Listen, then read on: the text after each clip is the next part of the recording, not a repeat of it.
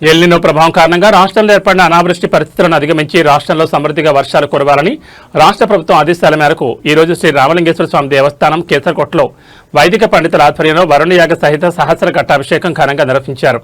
ఈ సందర్భంగా రాష్ట్రంలోని చెరువులు, నదులు, జలాశయాలు పుష్కలంగా నిండి రైతులకు సాగునీరు, ప్రజలకు త్రాగునీరు సమృద్ధిగా లభించాలని, వ్యవసాయ పంటలు సస్యశ్యామలంగా పండాలని, రాష్ట్రం సుభిక్షంగా సస్యశ్యామలంగా ఉండాలని శ్రీ స్వామివారిని ప్రార్థిస్తూ ప్రత్యేక పూజలు, వరుణయాగం నిర్వహించారు.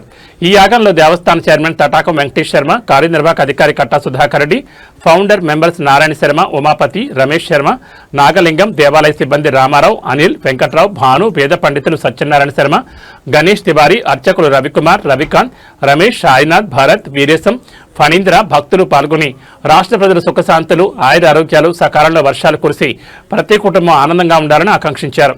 శ్రీ రామలింగేశ్వర స్వామివారి అనుగ్రహంతో రాష్ట్రానికి సమృద్ధిగా వర్షాలు కురిసి ప్రజలందరూ సుఖ సంతోషాలతో ఉండాలని యాగంలో సంకల్పం చేశారు.